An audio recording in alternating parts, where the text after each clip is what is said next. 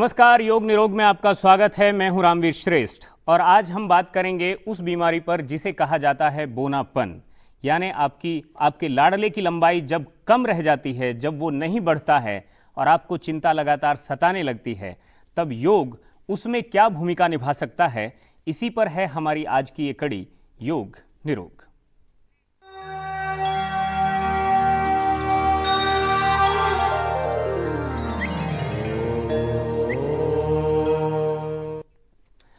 योग निरोग के कार्यक्रम में आज हमारे साथ मेहमान के तौर पर मौजूद हैं अपने शिक्षकों के साथ आशुतोष जी, आपका बहुत बहुत स्वागत है लोकसभा टीवी में।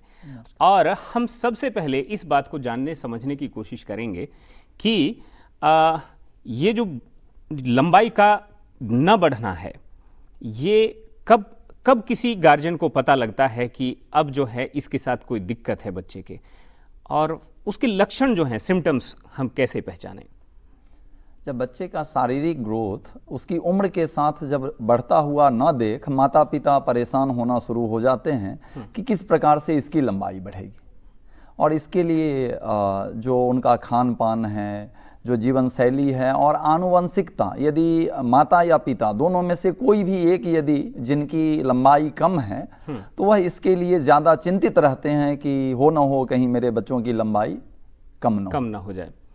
बिल्कुल, ये लेकिन इसके जो लक्षण हैं, हम अगर और इसके कारण भी अगर हम साथ में समझना चाहें तो वो क्या होते होंगे? जब मान लिया जाए जैसे किसी बच्चे की उम्र 11 वर्ष है और उसकी लंबाई जो होनी चाहिए वह 4 फीट के आसपास उसकी लंबाई होनी चाहिए, ये वह यदि नहीं है तो आम तौर पर उससे यह तुलनात्मक दृष्टिकोण रखा जाता है कि इसकी लंबाई उसकी उम्र के हिसाब से नहीं बढ़ रही है, मतलब यह बौनापन का शिकार है। बिल्कुल, हम यहाँ पर एक बात और जानना चाहेंगे कि अगर बोनापन का शिकार है तो उससे बोनापन की जो समस्या है, क्या योग या योगासन या प्राणायाम उसमें कुछ भूमिका निभाते हैं? निश्चित रूप से 100% जो आसन है यह निश्चित रूप से इसमें बहुत लाभकारी है, और योग में इन आसनों का दैनिक अभ्यास करके निश्चित रूप से लंबाई बढ़ाई जा सकती है। बिल्कुल, यानी आसनों में कई आसन ऐसे हैं जो शरीर को ऊर्ध्वगामी खिंचाव देते हैं और वो खिंचाव बॉडी की एक एक सेल्स को प्रभावित करता है, और शायद वही कारण है कि लंबाई जो है उसमें आसन एक कारगर सिद्ध होते हैं। तो यहां पर जानने की कोशिश करते हैं कि कौन कौन से आसन और किस तरह से लंबाई को बढ़ाने में अपना असर दिखाते हैं।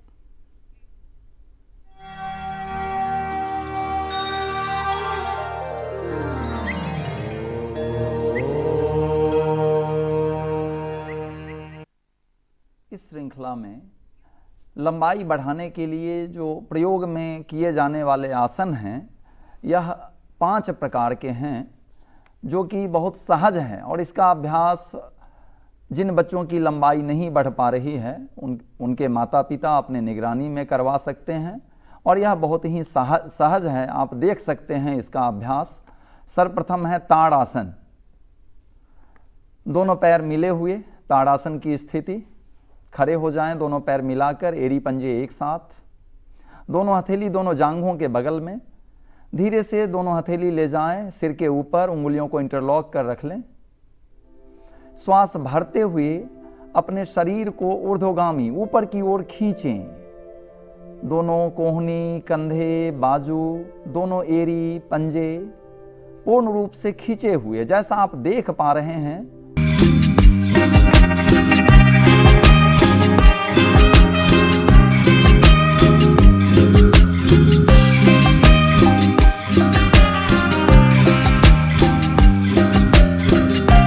भरते हुए ऊपर की ओर,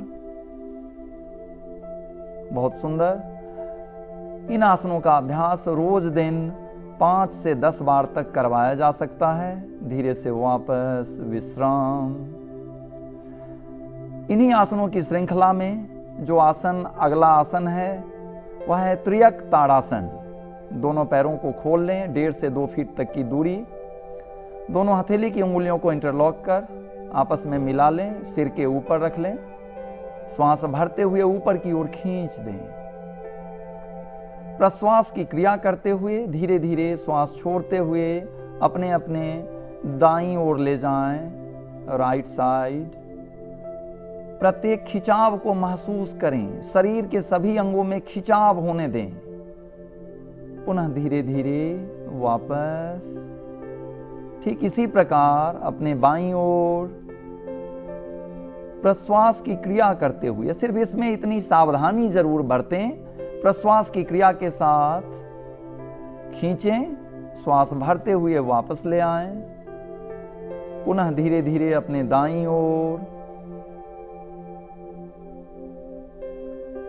पुनः धीरे धीरे वापस, फिर ऐसे ही बाईं ओर। इन आसनों का अभ्यास त्रियक ताड़ासन जैसा आप देख पा रहे हैं दैनिक अभ्यास में निश्चित रूप से शामिल होना चाहिए। विश्राम की स्थिति। तीसरा आसन है कटी चक्रासन। दोनों पैरों में दूरी उतनी ही, दोनों हथेली कंधे की ऊंचाई में, अपने वक्षस्थल की चौड़ाई में ले आएं। धीरे से श्वास भरकर खींचें, श्वास छोड़ते हुए ले जाएं अपनी दाईं ओर। अपने पूरे स्पाइनल कॉर्ड को ट्विस्ट करना है और पीछे की ओर। थोड़ी देर रुकें इसी अवस्था में, पुनः धीरे धीरे वापस बाईं ओर। इसका खिंचाव कंधे के हिस्से पर, कमर प्रदेश पर, कटी प्रदेश पर होता है, जिससे जल्द ही लंबाई बढ़नी शुरू हो जाती है। आप देख रहे हैं कटी चक्रासन, जो बहुत ही सहज है। इन आसनों का अभ्यास आप निरंतर कर सकते हैं। कटी चक्रासन, इसमें तेज गति में भी कर सकते हैं। कटी मंथन, जिस प्रकार से, क्योंकि बच्चों को यह अभ्यास करना है, बड़े भी कर सकते हैं इसका अभ्यास। दोनों तरफ दाईं ओर और बाईं ओर शरीर को ढीला छोड़कर रखें और यह बहुत सहज अभ्यास है। प्रातःकालीन खाली पेट इसका अभ्यास बच्चों को निश्चित रूप से करवाया जाना चाहिए। विश्राम की स्थिति। अगला अभ्यास पाद हस्तासन। दोनों हथेली दोनों जांघों के ऊपर। धीरे से श्वास भरते हुए दोनों हथेली ऊपर की ओर ले जाएं। पूरे शरीर को खींचें और पीछे की ओर।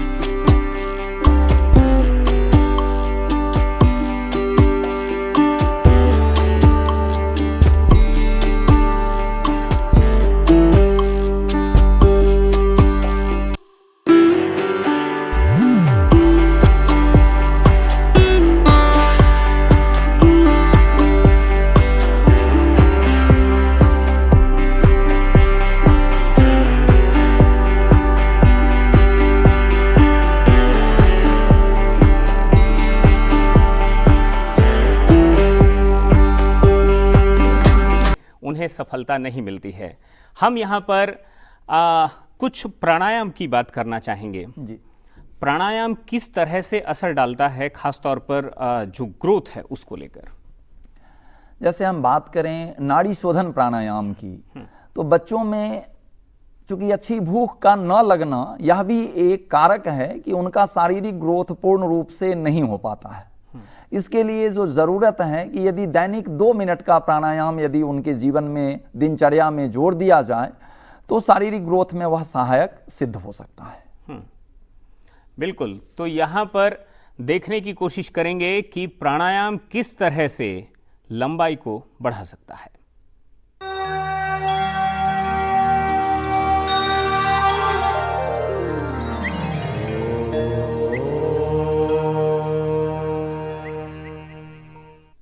नाड़ी शोधन प्राणायाम।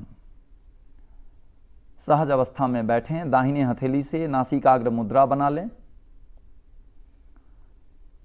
सर्वप्रथम बाईं नासिका छिद्र से श्वास भरें और बाईं नासिका छिद्र से ही प्रश्वास की क्रिया, इनहेल एवं एक्सहेल दोनों एक ही नासिका छिद्र से, जैसे हम सफाई की प्रक्रिया करते हैं। नाड़ी शोधन, यह शरीरस्थ समस्त नाड़ियों के विकारों को दूर करता है, शोधन करता है, शुद्धिकरण करता है। इसके लिए जरूरत है दैनिक अभ्यास में इसे जोड़ने की प्रक्रिया। नाड़ी शोधन प्राणायाम 15 से 20 बार बाईं नासिका छिद्र से, पुनः इसी क्रिया को दोहराएंगे। अपनी बाईं नासिका छिद्र बंद कर दें। अब दाहिने नासिका छिद्र से श्वास भरें व छोड़ें, इनहेल एवं एक्सहेल। यह प्राणायाम बहुत लाभकारी है, गुणकारी है। बच्चों को लंबाई तो यह बढ़ाता ही है, साथ साथ उनकी मानसिक एकाग्रता को भी बढ़ाता है। यह बहुत सहज है। जैसा आप देख पा रहे हैं, यह प्राणायाम सिर्फ 2 मिनट के लिए रोजाना इस प्राणायाम का अभ्यास करें। नाड़ी शोधन, विश्राम की स्थिति। जो दूसरा प्राणायाम है भस्त्रिका। भस्त्रिका प्राणायाम लोहार की धौंकनी की तरह श्वास एवं प्रश्वास की क्रिया है। बच्चों के लिए हम इसे ऐसा कह सकते हैं कि धीरे धीरे गहरी श्वसन की प्रक्रिया, श्वास एवं प्रश्वास की क्रिया। जैसा आप देख रहे हैं, धीरे धीरे श्वास भरते हुए अपने वक्षस्थल को फुलाते जाएं, धीरे धीरे प्रश्वास की क्रिया करते जाएं। धीरे धीरे गहरी प्रश्वास, गहरी श्वास, गहरी श्वास, गहरी प्रश्वास। यह अभ्यास इतना सहज है, सिर्फ डीप ब्रीदिंग है। यह थोड़ा सा वेग पूर्वक श्वास भरना है, छोड़ना है। निरंतर इसका अभ्यास 2 मिनट लगातार अपने लाडलों को आप करवा सकते हैं। स्वयं के लिए भी यह लाभकारी है, गुणकारी है। विश्राम की स्थिति, रिलैक्स, थोड़े समय शांत होकर बैठें। बिल्कुल, तो ये था अभी तक आसनों का प्रदर्शन और साथ में 2 प्राणायाम। ये आपके जो किशोर हैं, आपके जो बच्चे हैं, उन बच्चों को ये लंबाई बढ़ाने में मददगार साबित हो सकता है ये प्रयोग। इसमें हम एक बात समझने जानने की कोशिश करेंगे कि हम पर्टिकुलर और क्या इसमें ऐड करें और क्या जोड़ें ताकि जो नतीजे हैं वो ज़्यादा बेहतर मिले। जैसे बच्चों को हम लटकने की प्रक्रिया, जैसे कोई ऊपर में रॉड या बांस जैसा कुछ बांध दिया जाए और वह रोज दिन इसको पकड़ के लटकें। ओके। जंपिंग, उनको प्राकृतिक रूप से खेलने कूदने, जंपिंग जैसी क्रिया करने के लिए दी जाए ताकि उनकी लंबाई बढ़ सके। शरीर में खिंचाव करने की प्रक्रिया जो है, ट्रैक्शन, इस प्रक्रिया को बढ़ाने की जरूरत है। इसके अलावा कुछ सूर्य नमस्कार जैसे? निश्चित रूप से सूर्य नमस्कार इस श्रृंखला में बहुत लाभकारी है, गुणकारी है और यह आसनों का यौगिक सूक्ष्म व्यायाम का समूह है। सूर्य नमस्कार। अच्छा, किस उम्र से सूर्य नमस्कार को कराने के लिए आप 7 वर्ष की उम्र से शुरू कर सकते हैं। यदि बच्चों में किसी भी प्रकार के और बीमारी न हो तो ऐसे तो 11 वर्ष की अवस्था से कराने को कहा गया है, जो शास्त्र लेकिन मत है। 7 से भी कर सकते 7 से भी करवाया जा सकता है, अगर बालक स्वस्थ है। हाँ, दबाव में नहीं। यदि वो सहजता पूर्वक सिर्फ देख के कर सकें तो। 7 या 10 साल का जो शिशु है, बच्चा है, उसको कितनी बार सूर्य नमस्कार कराया जाना चाहिए क्या? स्वेच्छा से 2 बार से लेकर के 6 बार तक, बिल्कुल। शुरुआती दौर में 1 बार करवाएं, फिर धीरे धीरे आराम से इसकी गति को बढ़ाया जा सकता है, इसकी आवृत्ति बढ़ाई जानी चाहिए। बिल्कुल। हाँ, शिक्षकों से आप सूर्य नमस्कार का एक या 2 जो आप चाहते हैं वो अभ्यास आपका। निश्चित रूप से हम चाहेंगे कि सूर्य नमस्कार की जो सहज पद्धतियां हैं, यूं तो प्रचलित बहुत सारी पद्धतियां हैं, लेकिन जो आसान है और जो सर्वसुलभ है, जो सभी कर सकते हैं, क्योंकि खास करके जो बच्चों को करना है उनके लिए दोनों पैर मिल